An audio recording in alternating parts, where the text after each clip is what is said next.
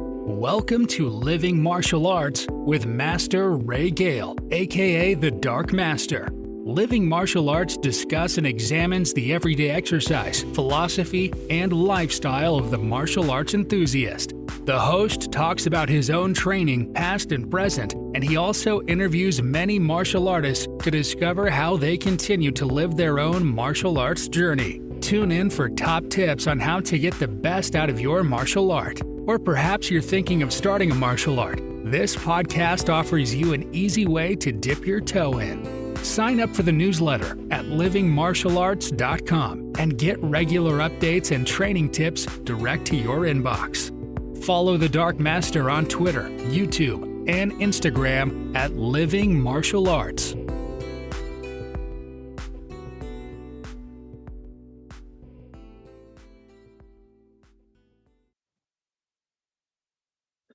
Oh, hello, everyone, the Living Martial Arts podcast fans. It's me, the Dark Master, back with another episode. I have a fantastic guest with me today, a legend in martial arts. I have Mr. Alfie Lewis on the line. How are you, Alfie? Fine, thank you, my friend. Listen, forget the word legend, right? Alfie Lewis, okay? Well, hey, listen. You know, in the day, back in the day, competing, it was great because I still contest that people used to come to that come to the square to see you fight and to see try and copy what you do, which not many managed to do it, to be honest. But it was a pleasure to see you in the ring and see you fight. Thank you very much. Thank you. I used to watch those as well. Let's get that right. Yeah. I watched you. And Kim Stone come down to my dojo. You know that? Yeah. No, I didn't. Yeah, Kim come down. He come down. Listen to this. Kim's a white guy, as we know. Yeah. Blonde hair, blue eyes. Looks like a surfer. And he comes to a black area. At the time, just after the riots. And Kim was there. And you know what? I respected that. And Kim's a nice guy. He's a nice guy. He's a lovely guy. Well, hey, listen, this podcast is about how we've lived our martial arts journey. What I want to start with really is to tell us a little bit about your martial arts journey. And I know that this can take weeks because you've been in it a long time. So perhaps you can tell me how you started, why you started, and things like that. I'll condense it. Okay. Yes. First of all, at the age of 7, I'd done boxing. My dad was a champion boxer. So I done boxing. I love boxing. Boxing is still I go to. And from boxing, I done judo, jiu-jitsu, and then Bruce Lee come in. And when Bruce Lee come in, I want to just kick people in the head. Yeah. People don't get the idea of what impact he had on us back then. Yeah. It's anywhere you go martial arts now, it's like nothing. But back then, it was like, wow, what the hell is this? Remember, I sit in my house, right, watching TV. Advert comes on for Enter the Dragon. My life changed. That was it. So I done that. I done. Sorry. While you're on that, it's interesting because what you said there is amazing because, and not only. I mean, that happened all around the country. Myself and Mark Ogborn, we used to go to an all-night kung fu show in Bristol at the hotel. I used to love it, but I'm going to beat you now, right? Liverpool is the oldest Chinatown in Britain. Right. As a consequence, every Monday, they had the Chinese would book the cinema before you had DVDs, all that kind of stuff. Book the cinema. It'd be open at 11:30 or 12:30 at night once all the restaurants closed. Yeah. We'd go there and they have all Chinese movies on, martial arts movies, right? You could not understand them. But you went and the likes of Teddy O'Neill was there. All the top people were there at this time because it was like being a special club, Saja. Yeah. I love them kung fu movies. Now I look back and they're kind of crazy. But back then, it was just a whole different world. Yeah, it was. Yeah, yeah, it was, and it was great because the thing is we used to go and watch. In fact, myself and Mark, we used to sneak out of the house late at night because it was on really late, and my mum and dad were at work. We used to sneak. we used to sneak down and watch them. Of course, when you came out, you're just jumping over everything, kicking everything. Oh, it's crazy. You had a cinema called the ABC. Yeah. It started when you had all kung fu, all that kung fu. It started like 11 o'clock and finished at 6 in the morning. Yeah, yeah. Right? It was jammed. It was jammed. But you know, it's these things will never happen again. You got iPads, you got all this. Every guy called Danny Connor. No. Wow. Off with your head. Go on. Danny was a pioneer of karate in England. Very, very. He's there at the very front. And Danny was you would not have Thai boxing in this country. You would not have Thai boxing if it wasn't Danny. He brought them over, Danny. Yeah. And when he come over, right, they were actually teaching Taekwondo. Okay. You know that? Yeah. Well, a lot of those Thai masters originally weren't they? Scan and those people. Yeah. Well, Scan's a great guy. His kicking ability is, even as age now, he can hold the leg up above his head and he can maneuver it. Anyway, back to me history. So anyway, I've done Shotokan for a couple of years with a guy, Sensei. I always like giving credit to those who taught me. Sensei Brian Sheen taught me Shotokan. But I come across Lao Gar at the same time. So I was doing Lao Gar, I was doing boxing, and I was doing Shotokan around the same time. But I was so infatuated. It was infectious. It was in my system. I done a Pakwa, I done Prey Mantis, I done Hungar. I was just, wherever I could get, I'd go from, on one day, I'd go down to the Langar, then I'd jog across, when I finished half 7, I'd run across town to the Pakwa place, and then I'd run home. I loved it.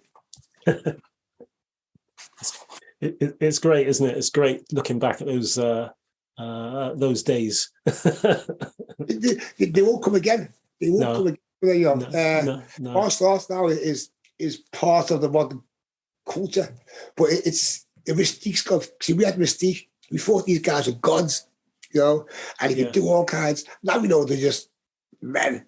But back in the day, they were gods. And and I think because we thought they were gods, we actually got involved deeper as opposed to now, where it just seems people, it was all, let's be truthful, right?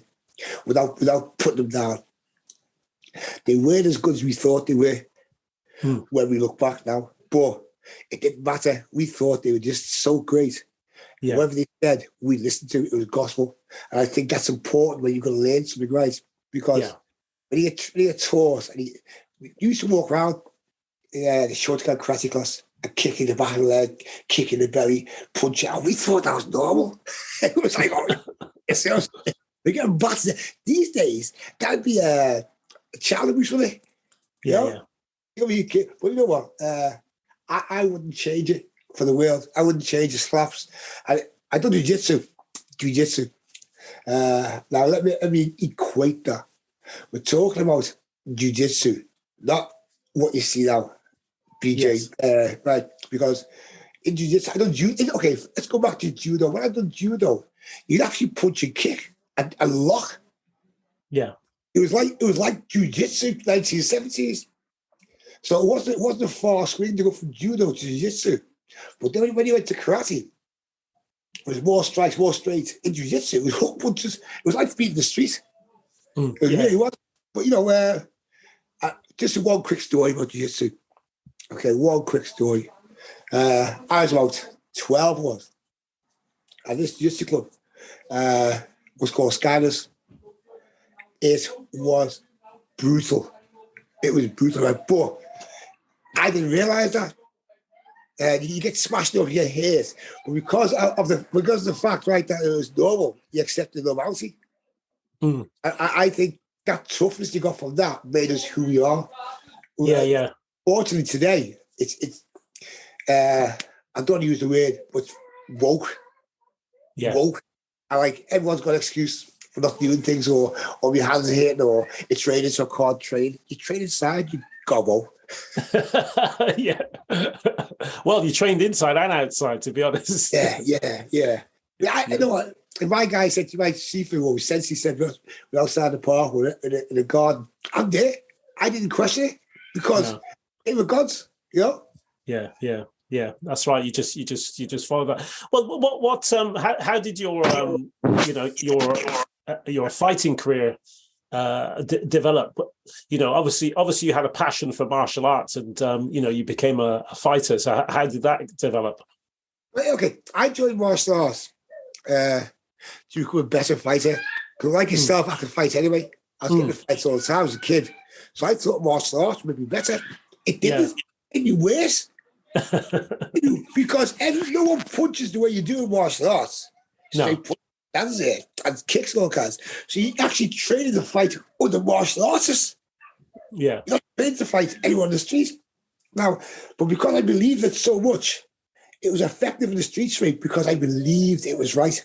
Yeah. But if I look back now, looked at it right, I was nuts. It was nuts. It's not made for the streets. All martial arts, this is my opinion, all martial arts are terrible. That's my opinion, right? If you're not intelligent enough, right, to work out what works, what doesn't work. If you get that in your head, because we learn stuff. I learned stuff like down block and all these blocks that will never work in a million years, but they're an important part of your training. If you don't do it right, you haven't got the full system. And a full system requires the fact you do all this stuff. Because all these guys who do, unfortunately, I started freestyle. Yeah. And what it does, it encourages clowns, right, who are half-baked, who would get like 3 or 4 grades. Oh, I'm a black belt now, freestyle. You bellend. That's why I changed from freestyle to Mushin. I didn't want to be associated with no more. It made me sick to see how inept they were. You know, yeah. Keep me on track. I keep floating away. Oh no, that's quite no, because freestyle became quite a thing, didn't it? And that's quite interesting what you said there. You know that you changed from that to Mushin Kai because how inept they were at that time. But I was getting the blame. Me, right? I left the Lalgar. I needed to find something. I wasn't going to give them credit for what I was doing. So I developed a freestyle system. I had a full syllabus, but I never released the syllabus to anyone. It was for my club. I didn't think extensively. I thought inwardly. So it was all built for my club. In fact, you guys beat us. The TAGB beat us. I hate this, right? Listen, we were going to a competition. I just not long left allowed my year or so. And Mike Haig approached me to fight in the FSK. So I did. The second one we fighting in was in Manchester. Right? Yes, yeah. Okay. And I said to my people, if we lose to the Lau, I've closed the club. And I meant it. Right? That's how, because it was all coming toward, they were all getting bad mouths. So we beat the Lau in the semis. And we were all happy. Then you guys beat us in the finals. You know what? It was, you did a great team. So it wasn't a bad loss. It was a good loss if you look at it that way. You know, if you get beat by a team that doesn't deserve it, you feel like, what the hell was that about? When you get beat by the world-class fighters, which the team were, they were world-class fighters, you know. It was not what you want, but you accept it. Yeah. Well, it was good days. I mean, there were some really high class fighters from every part of the country in those days. You know, there was no easy fights. You knew you were going to be in a war, wherever you were, because good fighters would turn up. There were no easy competitions, and going in the early 80s and middle to late 80s, and there seemed to be more of a people, different styles getting together and competing against each other, which was fantastic. And I think that brought the martial arts to a different level then. Well, the TAGB, right? They were outcast. They were never part of the circuit. And all of a sudden they appeared.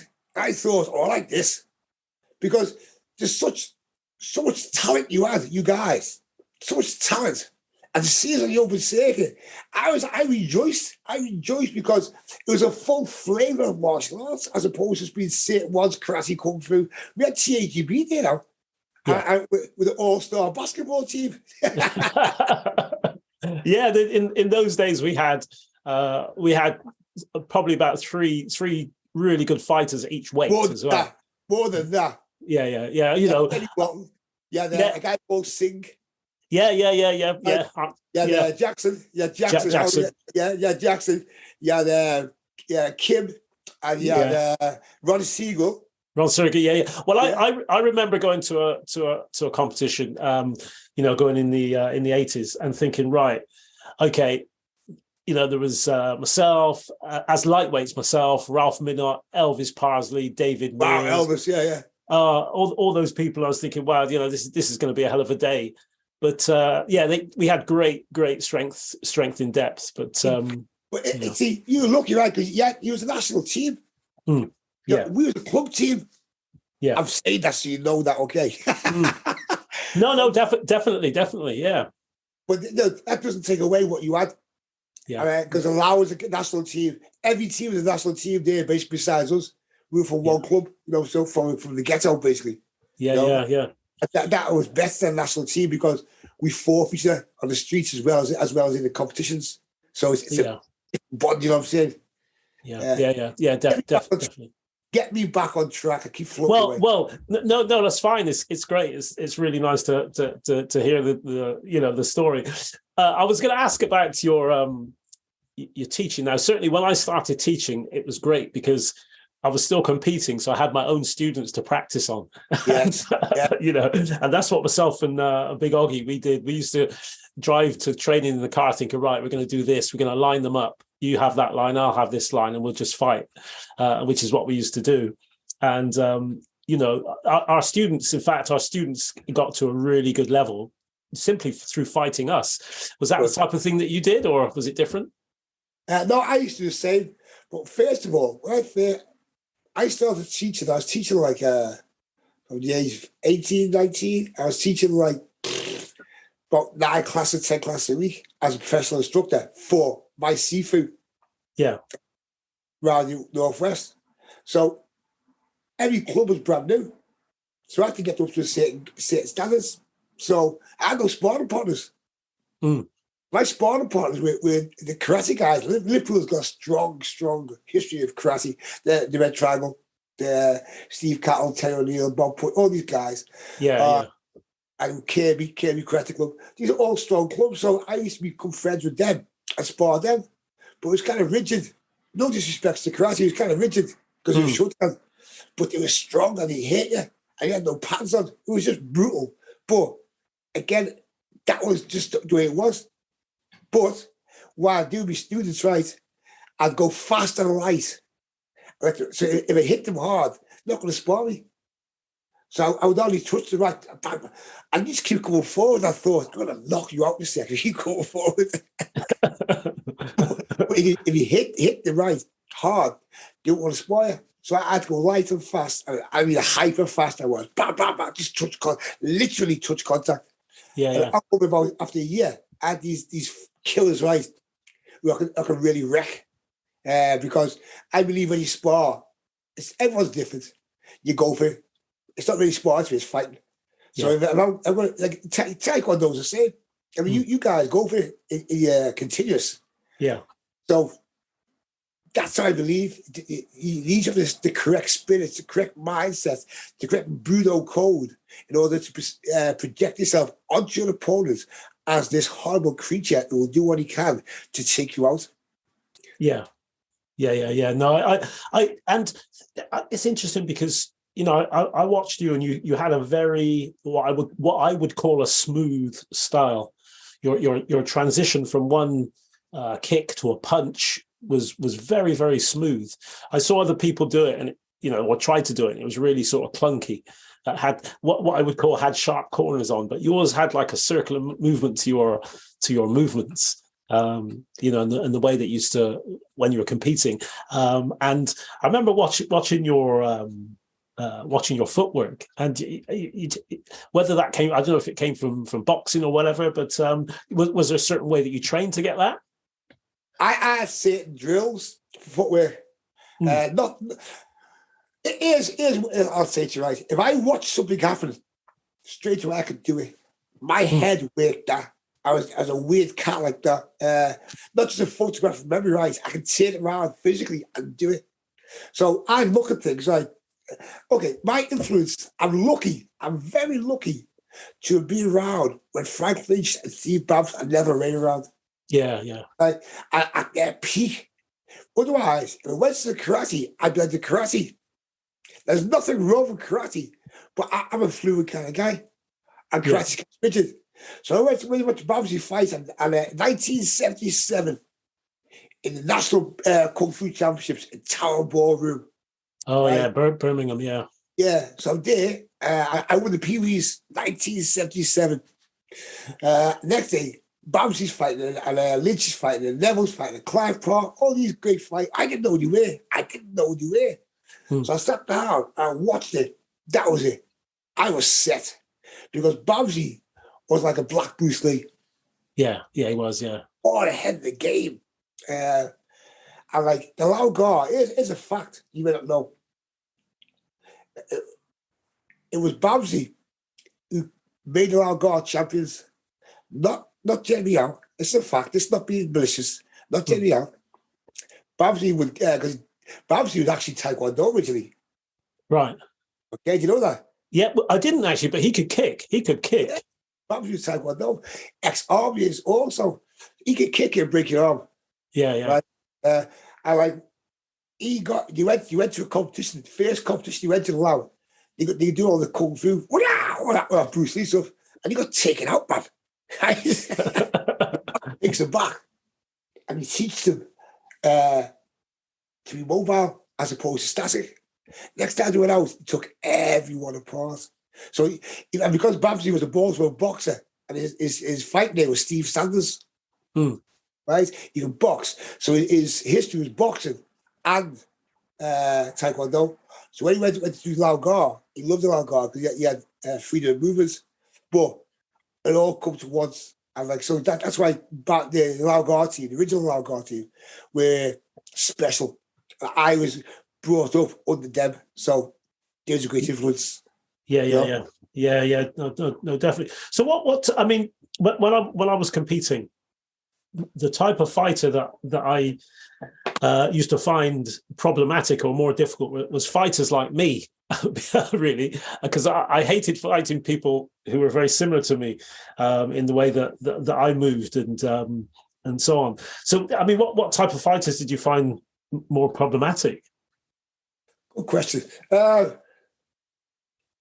Well, I'd find them problematic at first. But after that, once I've been exposed to kind of fighter, it become easy.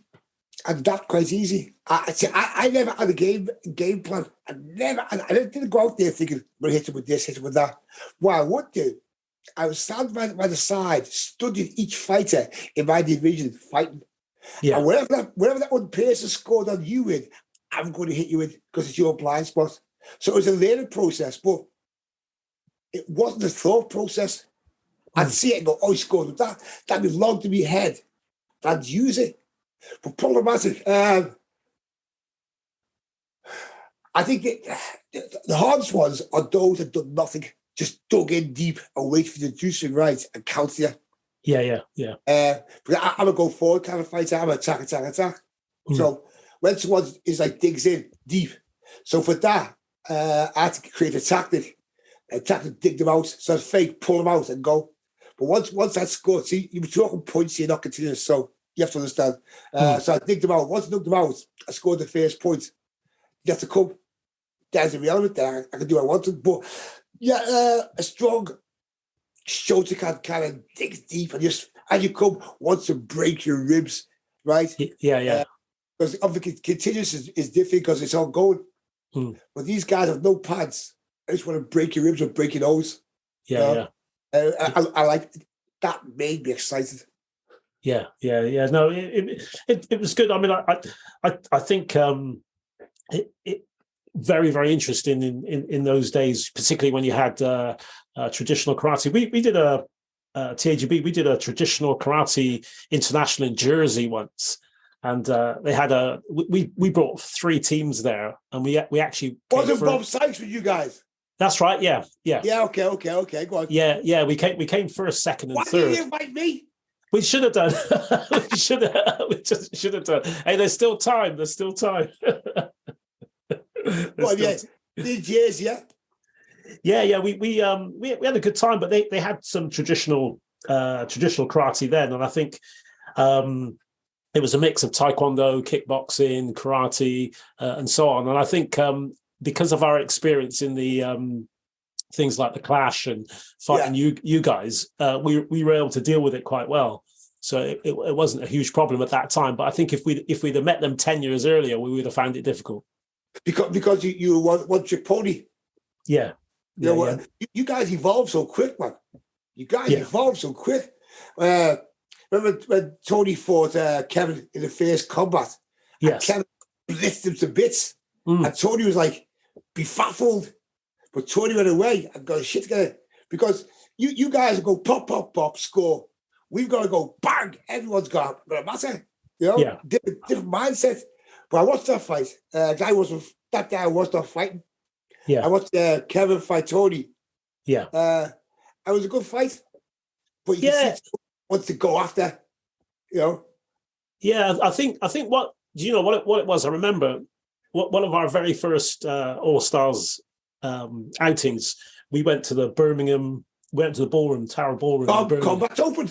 Yeah, and I tell you what, we got absolutely wiped out. We got wiped out. Yeah, and we went back to training. We said, right, guys, this is what we got to do. And we trained and we drilled and we did this and we did everything. And then we came back and we did it again and we were a little bit better. And then we came back and did it again. And within a few competitions, we got there. Well, you got there pretty quick, I'd say, and that's because you're tenacious. I don't think Dave was in charge, but I don't know. Was Dave the coach? Yeah, he was coach then. Yeah, he was coach then. He done a great job. You know what I mean? Was he coaches when you do the squad training? Was he in charge? Was he teaching them? Yeah, well, I think what happened, you see, we went from when we were doing squad training, we went from just doing purely continuous to doing continuous points, hands only, legs only, just different combinations like that. And we were really just there, really just fighting all different types of systems. Whoever we came up against, we were going to give them a good go. What I will tell you right is respect that for you guys back then.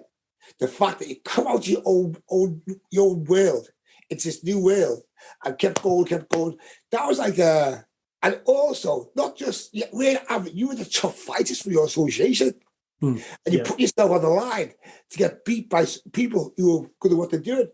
Yeah. But I got tough respect for that. Even so, you might not have thought that the way I acted. No, but I think that's the thing is when it's like that is the respect is mutual. Yeah. The respect is mutual. I remember we came up to Huddersfield on one of the clashes and we were in the van and we were talking about different fights and perhaps who we were going to fight and things like that. And everybody had maximum respect for the Warriors, I tell you, it really was. Yeah. They were nuts. Yeah. The Warriors, right? Me and Bob Sykes started the Warriors off.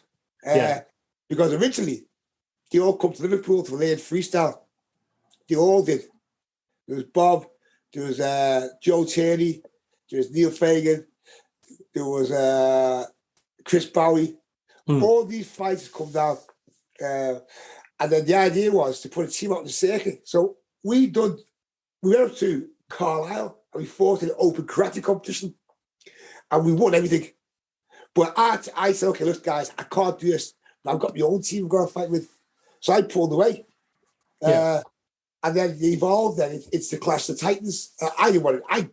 I got my own team, right? I got more pride in people being my students standing alongside me winning, beating all these champions. So I had to let go, but I was always there to support them at the Clash, you know?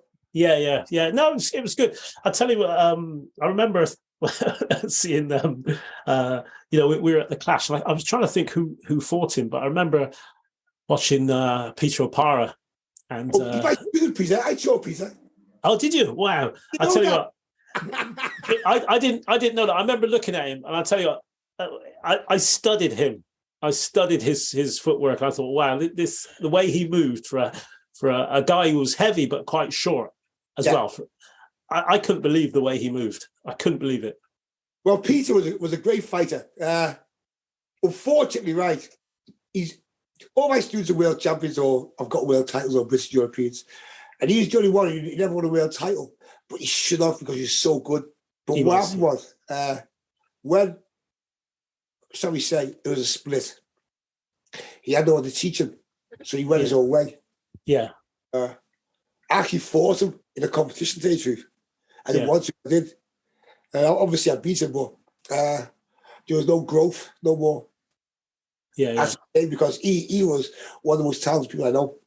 Yeah, he was very, very talented. But when he becomes the overdog and all that, it can affect your head. Yeah. You see, I like Peter. He's a preacher, I know, in church. Oh, is he? Wow. Yeah, he's a preacher. Preacher O'Para. He's funny cat, you know. He's a good guy. Yeah. No, he's a good guy. Yeah, good fighter. Very, very, very good. I taught him for like 5 years. Wow. Remember, he cut me. I was teaching him to do the thing, right? The Caribbean Centre. And then walks this afro. And he had a haircut like Elvis Presley. A black guy with a haircut. I loved Elvis. And from that point onwards, he evolved to be a great fighter he was. And I wish him all the best, Peter, because he's a good guy. You know? He's really good fighter. I loved watching him. So how's your school going at the moment? How are things? It just goes. Yeah. See, I own the building. Right. I own the building, so I haven't got compromise why I teach. Yeah. So I can be me. And I keep telling everyone, and listen to this, I'm going to tell you now, I'm going to educate you now, right? Go for it. Right. The biggest gift you can give yourself in life is to be yourself. Now, how hard is that around all these people you got to deal with? Yeah. No, I agree. You watch me, right? I'm the same with anyone. I have the same. I give them respect until they always step the line. Then you get full battles. But now, what I do now, I don't hate no one. Yeah. I've got 1 ounce of hate inside my body. I don't hate or dislike anyone. If they're not my kind of person, I push them to one side. I don't deal with them because life's too short to deal with fools. Yeah. That's very true. Very true. I agree. You have to be yourself, and particularly with what we do. As martial artists, it's really, really important to do that as well. I'm what you call a taskmaster when I teach. And I want to accept anything but the best of you. If you're not giving me what you should.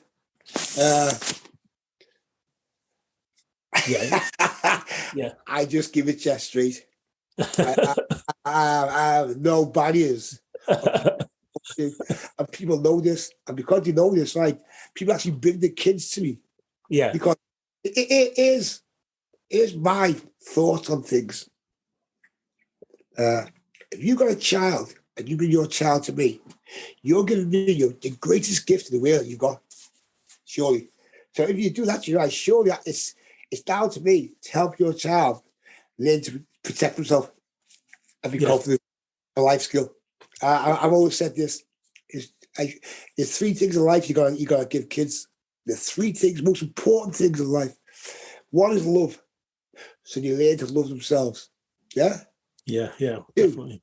It's education, so you can make a good living in life. Yes, really. Is the ability to protect what you have. Yeah, definitely. Definitely. Well, to be honest, that is a good a good place to end. I generally do about 40 odd minutes, but I tell you what, you're going to have to come on again, and we're going to have to talk again. I'm going to try and get why so short? Well, I tell you why I do it, because generally, when people listening to this will generally there's quite young people, and they like the shorter podcast. But the good thing about it is, what I try and do is try and get people on again.